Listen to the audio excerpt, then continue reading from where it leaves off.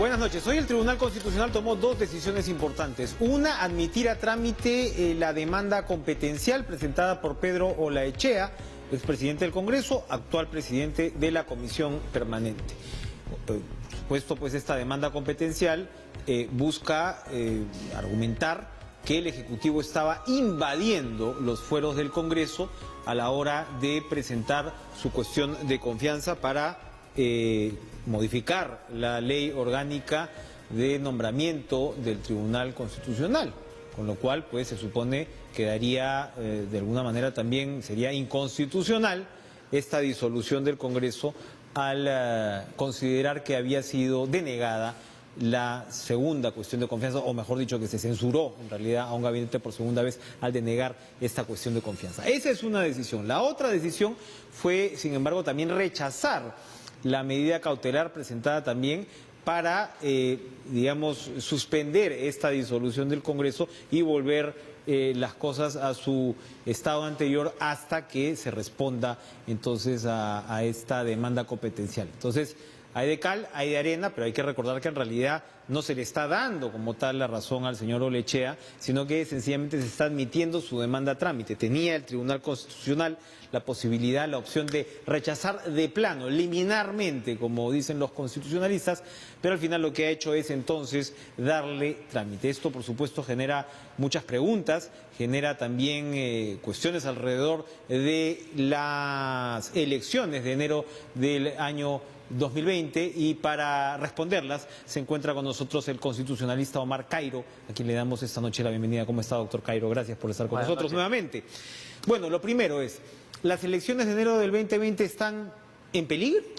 No. ¿Por qué? Lo que ocurre es que el Tribunal Constitucional ha admitido a trámite la demanda. En primer lugar, ha prescindido de un requisito que creo indispensable, que es la aprobación del Pleno del Congreso, pero lo ha colocado de lado y ha admitido a trámite la demanda. Pero esta admisión a trámite tiene, según lo expresado por el ponente, es decir, por el autor del voto que ha sido mayoritario, en este caso, Carlos Ramos, tiene componentes especiales que son los siguientes. Él ha mencionado que a partir de esta admisión el proceso electoral queda en pie y que este es un asunto que no está en discusión más allá de la respuesta del TC en la sentencia. O sea, la sentencia no va a variar el hecho que el proceso electoral se realice. Y por otro lado ha dicho que no se trata en este proceso de buscar respuestas a la disolución del Congreso, sino de buscar respuestas a la organización democrática del país hacia adelante. Esto significa lo siguiente: la sentencia que se expida no va a decidir la anulación o la permanencia del decreto de disolución. Eso está fuera de cuestión. Lo que va a hacer es una sentencia prospectiva, es decir, que establezca reglas para hacia adelante, para que hacia adelante se observen al momento de utilizar la cuestión de confianza o emplear el mecanismo de disolución. ¿Se está aceptando un hecho consumado, entonces, en el fondo? Creo que sí, porque y esto tiene relación con el rechazo de la medida cautelar, porque la medida cautelar tenía como objeto suspender la disolución y que regresen los 130 mañana a sus escaños. Pero ya no tiene sentido eso, porque el vocal, el magistrado ponente, ha especificado, y estoy seguro que esto va a tener una mayor explicación en la ponencia escrita que aparezca publicada el lunes, ha especificado que este proceso, con el resultado que tenga, no va a afectar las elecciones de enero de 2020, no va a afectar la disolución parlamentaria. Creo que eso da una tranquilidad al país. No van a ser 3 o 2 meses de zozobra a ver si hay elecciones o no hay elecciones, a ver si regresan o no regresan los 130 congresistas. Sino, y está claro que este proceso va a tener como finalidad decidir si es necesario o no establecer reglas hacia el futuro para precisar cómo se ejerce la disolución del Congreso y cómo se utiliza la cuestión de confianza. Ahora, pero había una controversia en torno a la potestad que tenía Olaechea o no de presentar, como usted está diciendo. Esto, según mi interpretación, hubiera requerido pues la autorización del Pleno del Congreso. Exactamente. Para esta presentación, Pleno que ya sabemos ya no está en ejercicio. Pero por otro lado, y eso lo llegó a señalar el propio Martín Vizcarra, se señalaba que Pedro Lechea había presentado, como firma él, en una suerte de negación, ¿no?, de la disolución del Congreso. Él sigue firmando como presidente del Congreso de la República, ¿no? Evidentemente digamos, es enfrentarse a la decisión esta, ¿no?, y seguramente dejar en claro que cada vez que pueda va a firmar como tal. Y entonces Vizcarra decía que lo que él era ahora es el presidente de la comisión permanente y eso invalidaba la presentación del recurso. ¿Por qué en este caso el TC entonces decide irse por admitir a trámite? Estamos hablando de un formalismo porque no es solamente un formalismo. No, yo creo que es una condición de legitimidad esencial. Es decir, la aprobación del Pleno, la presentación por el representante del Congreso y la aprobación del Pleno es una condición de legitimidad constitutiva de la parte procesal. La parte procesal es un conflicto competencial entre el Congreso y el Ejecutivo, es el Ejecutivo y el Congreso. Y si no hay Pleno que apruebe la demanda, significa que no hay Congreso. Y no hay, por lo tanto, presidente de este órgano, de esta institución que es el Congreso disuelto. Entonces, yo creo que el Tribunal Constitucional ha prescindido de este requisito, por alguna razón que le explicará, cuya explicación encontraremos el día lunes. Pero así como ha prescindido de este requisito, también ha establecido los alcances de su decisión hacia el futuro. Es decir, que no va a ser una decisión que se refiera al decreto de disolución para mantenerlo o cancelarlo. Eso está fuera de cuestión. Pero en la resolución veremos qué calidad le ha reconocido al señor Olaechea el Tribunal Constitucional. Si la de persona natural, si la de presidente de la Comisión Permanente del Congreso disuelto, que es la que corresponde, o de presidente del Congreso, que yo dificulto que sea así porque no es presidente del Congreso, porque el Congreso no existe en este momento, está disuelto. Ahora hay un raciocinio también de que el Tribunal Constitucional tenía que darle al país una respuesta, ¿no? Había que zanjar de alguna manera. Puede ser que el Tribunal Constitucional en su resolución afirme que haya prescindido de todo requerimiento de legitimidad activa y se ha abocado este caso por la necesidad que existe hacia el futuro de establecer reglas para el uso de estos mecanismos de control político. Ahora, usted nos dice que esta va a ser una sentencia prospectiva, es decir, va a zanjar la situación en términos del debate constitucional, porque evidentemente esto tiene pues un grado de controversia, es una situación nueva, ¿no?, para el país, y es además esta suerte, lo que el presidente llamó denegación fáctica, que no es exactamente un término que existe en derecho, pero digamos, una denegación en los hechos, ¿no?, también tiene su tela para cortar, ¿no?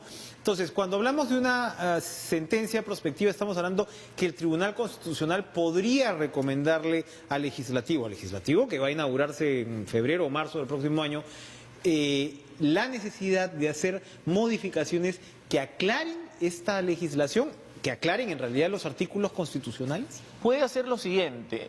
Puede sugerir modificaciones en la medida en que los enunciados normativos de la Constitución vigente no soporten otras posibilidades de interpretación. En la medida en que la Constitución tal como esté permita variantes interpretativas, el tribunal puede decir esta es la forma de interpretar. Pero si esos enunciados ya no resisten posibilidades de entendimiento útiles para que la institución funcione, puede decir recomendamos modificar la Constitución. Todo eso puede hacer el Tribunal Constitucional.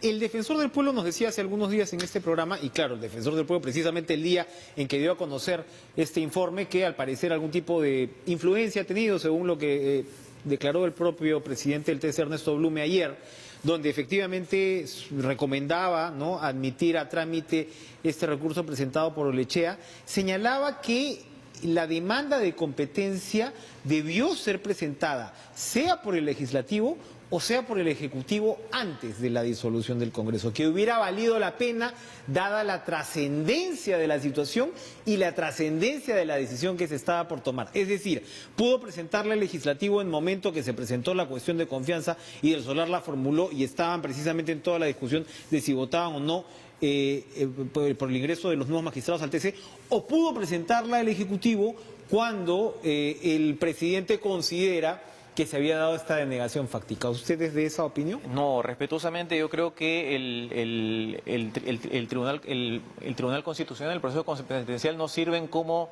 mecanismo de autorización para actuar. Es decir, el Ejecutivo, el Legislativo deniega la cuestión de confianza en los hechos y el 30 de septiembre y en la tarde aprueba una cuestión de confianza vacía de contenido. Eso es una denegación de una cuestión de confianza que lleva al Ejecutivo a disolver.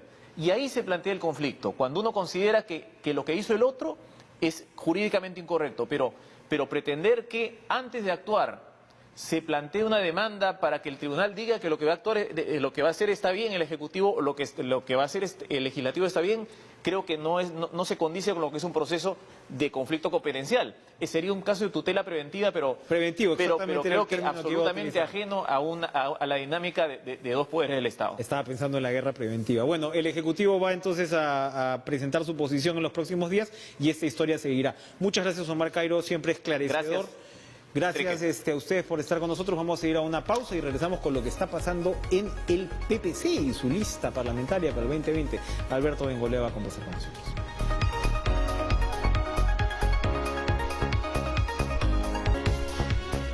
Estos días mis circunstancias profesionales periodísticas me han llevado a revisar un proceso tan interesante como el de la Asamblea Constituyente de 1978 y 1979.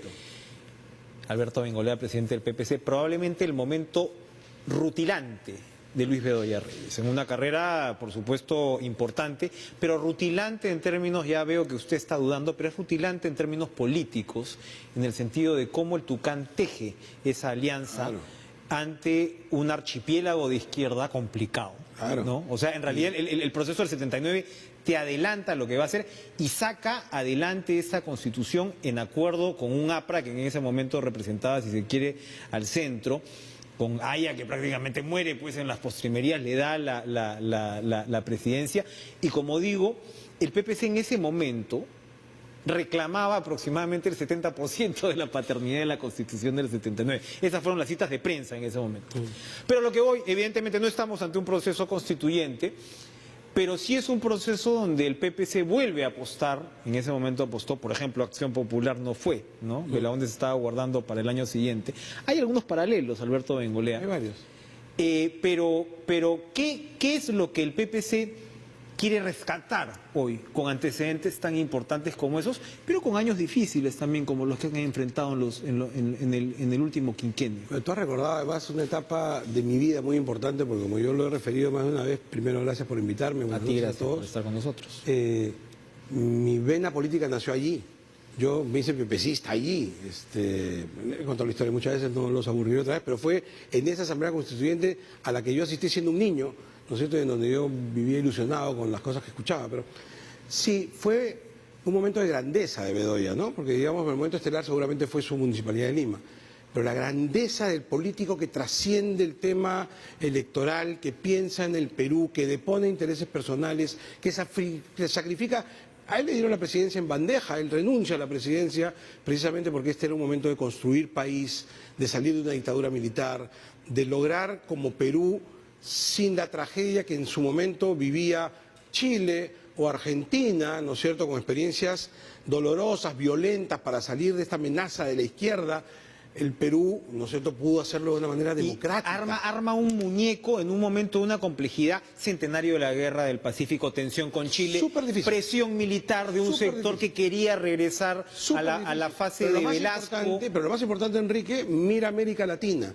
Acabábamos de salir de los 60 y estábamos en los 70, en donde este tufillo por revolución cubana, ¿no es cierto?, comenzaba a tener mucho éxito, y hasta ahora vemos todavía las imágenes de Che Guevara y todo el mundo muy feliz. Esto estaba comenzando a ocurrir en América Latina. En el Perú se paró, y se paró bien, y se paró democráticamente, se paró con gente inteligente, pensante, que entregó, que hizo de la tarea parlamentaria una cosa de la que tú puedes sentirte bien, orgulloso. ¿Has establecido paralelos? Déjame establecerlos. Vivimos un momento similar. Yo lo he dicho más de una vez. Hoy América Latina, aunque querramos decir lo contrario, vive un tufillo izquierdón que amenaza porque es una izquierda. Yo soy muy demócrata, pero esta es una izquierda mala, una izquierda que perjudica, es la que está patrocinada por Chávez, y atrás de Chávez Cuba, ya lo sabemos. He dicho Chávez, la izquierda de Mendoza, de Cerrón, es esa izquierda mala, pero sin ninguna duda. En el debate municipal, yo evidencié y mostré frente a las cámaras de televisión, no sé si tú te acuerdas, que generó la molestia a alguno, que yo lamento, porque no era ningún tema personal. Era decir, ¿ustedes han leído el ideario del partido de Cerrón? O sea, ¿cuáles son sus íconos, sus referentes? ¿A quién cita? O sea, citaba el esfuerzo del chavismo, de lo que estaba haciendo Correa en Ecuador, ¿no es cierto? Y aquí en... Bueno, es un médico formado en Cuba, entre otras cosas. O sea, por Dios, era la reivindicación de la izquierda que no queremos en el Perú, ¿no es cierto? Esto que ha hecho que Venezuela se venga abajo, o sea, eso no lo queremos en el Entonces el Perú. PPC Y eso se está caracteriza ahora como un contrapeso a esa izquierda. O sea, esa es un poco la línea del 2020. Frente al fracaso, además, absoluto de una línea con la que nosotros nunca hemos estado, que es la línea de la ultraderecha fujimorista. Después de haber visto esta barbaridad de salirnos de los extremos, ni lo que hemos visto con este Congreso vergonzoso que hemos tenido con el fujimorismo, ¿no es cierto? Ni, por supuesto, esta amenaza de izquierda, que es una amenaza real, porque no es que sea izquierda, es que es antidemocrática. Entonces, eso tenemos que pararlo. Y frente a eso, el Perú otra vez reclama la presencia de un PPC al cual, perdona que lo diga, yo como ciudadano he extrañado en el último Congreso. En el último Congreso no había PPC y se notaba. O sea, esa palabra de tranquilidad, de serenidad, de poner orden y de verdad poner al Perú primero más allá de... ¿Qué sentido tiene el intereses Congreso del particulares? 2020 para el Partido Popular Cristiano? Es un Congreso de 1 año y 3 meses. Fundamental. Usted va a tener que presentar una lista el 20, van a tener que presentar otra lista el 21. ¿Qué sentido tiene para un partido un Congreso? ¿No les da miedo quemarse en ese 2020? A ver, la lógica, digamos, política. Primero, Enrique, este cálculo de si nos quemamos o no nos conviene es un cálculo que está ajeno al PPC, siempre. Tú has citado el antecedente del 77-78 y ese es el que ha marcado la pauta del partido siempre. Nosotros no hacemos cálculos de qué nos conviene a nosotros. Cuando tú entras al partido, yo lo he dicho siempre, por eso siempre he dicho Vizcarra nos robó la frase, cuando tú entras al partido encuentras bien grande el Perú primero, después el partido. Al último los intereses personales. Eso lo enseñan desde que entras, ¿correcto? Y nosotros lo hemos practicado siempre. Y ahora es igual. Creemos que este Congreso de año y meses es un Congreso fundamental para el futuro del país. ¿Por qué? Por varias razones. Más allá de la amenaza de la izquierda que Es caracteriza. que no sea más allá. Ya, es que esa ya. es la fundamental. Si tú lees todos los comunicados de la izquierda que ha aplaudido este proceso electoral, en todos te dicen que su agenda es cambiar la Constitución en el capítulo... ¿Y por qué no cambiamos la Constitución? Si ya Cámbiala. hemos llegado al límite. Alberto Borea dice Cambia. que eso no va a significar que se vaya a capturar por el lado de la izquierda. ¿Por ¿Y qué? cuándo Alberto Borea palabra final? No, Con todo digo el- un con todo el referente. respeto y un abrazo a Alberto Borea, pero... Un referente. No, pero a ver, cambiémosle las cosas que tienen que ser cambiadas. Si tú me permites decirte por qué el PPC tomó esta decisión, por 4 razones fundamentales. Tenemos que defender la economía social del mercado. Creemos que la economía social del mercado ha sido la razón fundamental por la cual el Perú, que ha pasado tantas crisis políticas en los últimos 30 años, se ha mantenido con serenidad y con tranquilidad y tú más o menos puedes caminar tranquilo. En eso ni un paso atrás, en eso no puede haber cambios. En lo demás cambiamos lo que quieras, pero en el capítulo económico ahí no tiene que haber cambios, pueden haber mejoras en algunas leyes, pero eso que quieren hacer de ninguna manera. 2. Tenemos que hacer la reforma política, esta que este Congreso fue incapaz de hacer. Ha hecho una reforma mal hecha, muy al estilo del fujimorismo, o sea, muy a la medida del fujimorismo. Si tú entras ya a revisar lo que se aprobó, eso está hecho para que ellos sean gobierno y se mantengan. O sea, eso tenemos que hacerlo bien, para que haya una reforma política que nos asegure partidos políticos serios, sólidos, no caudillistas y pensando en el futuro. Tercero, tenemos que hacer las correcciones para que la reforma judicial sea una realidad y no esta cosa graciosa que hoy día tenemos, en donde ni siquiera somos capaces de formar un sistema de justicia elemental, porque no hay ni postulantes y si los hay, no funcionan. Y por último, sí creemos que no aguanta más el tema de la seguridad ciudadana del Perú. O sea, en todo nivel, a nivel de fronteras, a nivel de un sistema de migraciones muy mal manejado, a nivel de la seguridad de Tema todos los venezolano, días, señales. pero concretamente muy mal manejado, puertas abiertas. Eso pero el Congreso puede aplicar correctivos. Por supuesto, correctivos legales que son indispensables. Y también ajustar un poco, en el tema de seguridad ciudadana del día a día, fundamental, escúchame Enrique, porque hay cosas que están mal hechas, hay procesos que están mal armados.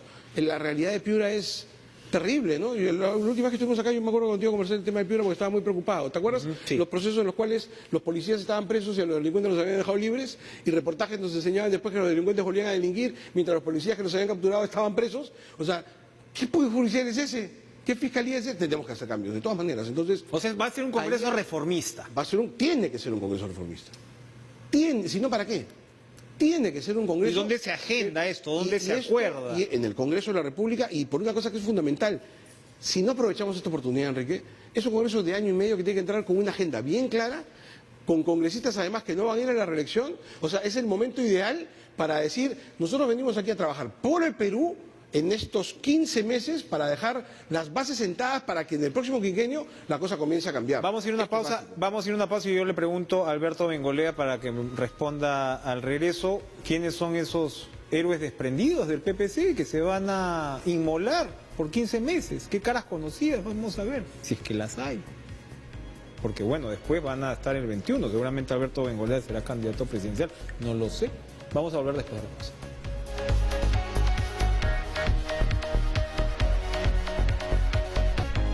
Estamos con Alberto Bengolea en estos minutos que nos quedan. El PPC, bueno, comenzamos esta conversación con Luis Bedoya Reyes, y por supuesto Alberto Bengolea es una figura conocida, Marisol Pérez Tello. Han pasado ustedes por unas pugnas en los últimos años. ¿Cuáles son los rostros nuevos que tiene para ofrecer el PPC? Hay muchos. Mira, ¿podría mencionar alguno? Si algo no ha parado en el PPC es la formación de jóvenes. Cuando yo ingresé al partido hace muchos años, y no era un tema público, que alguna vez lo hemos conversado, yo trabajaba en televisión y no me parecía oportuno exhibir mi militancia partidaria. Yo desde que llegué al partido me dediqué a formar jóvenes en el partido. Esa fue mi primera actividad en el partido. Además encontré un grupo lindo con Marisol Pérez Tello, con Karim García, con José Luis Rodríguez, con Renato Pastor, y nos dedicamos a formar jóvenes por todo el Perú. Esa ha sido mi actividad partidaria durante años. Ahora me tocó luego dar la cara, ser congresista, ahora presidente del partido, pero la tarea continúa, al contrario, con más impulso, como comprenderás. Ahora mismo hay un grupo de 100 chicos, algunos ya no están, hay 88 chicos paseando el Perú en un curso de formación permanente que los hemos llevado a pasar noches y a conocer la realidad de los ayánicas, de verdad, ahí ahora van a ir a Soras, es decir, hay un movimiento permanente de nuestros chicos de capacitación constante, y eso es lo que diferencia un partido político. Queremos que haya partidos políticos así en el Perú, de estos movimientos a los que estamos acostumbrados, de un caudillito de turno que viene, sonríe y dice yo quiero ser presidente, y se juntan todos a su alrededor. Nosotros formamos cuadros permanentemente. Tenemos varias generaciones de chicos formados en el trabajo, en la cancha, que conocen la realidad peruana, que conocen la realidad de las políticas públicas, qué se puede hacer, qué no se puede hacer. Permanentemente tenemos trabajando nuestra gente en planes de gobierno, permanentemente. Es decir, esto no nos sorprende. Y por tanto, tú me preguntas, jóvenes, hay muchos. ¿Quiénes darán la cara ahora? Los que decida la asamblea de delegados que se va a reunir el domingo. Pero yo tengo plena conciencia. Todavía no está cerrada la lista de candidatos. No está ni comenzada. O sea, de quienes están nominándose. No hay ningún candidato todavía. O sea, pero yo confío, por cierto, yo personalmente he alentado a muchos jóvenes y les he dicho, participen, este es el momento, los quiero ver en la cancha. Y estoy seguro que muchos de ellos van a seguir el llamado. Ya he tomado noticia que muchos de ellos han inscrito inclusive para participar, y los delegados del partido decidirán por ellos porque los conocen, además saben que son chicos valiosísimos. No será una monarquía el PPC, pero está indiscutiblemente ligado al apellido Bedoya.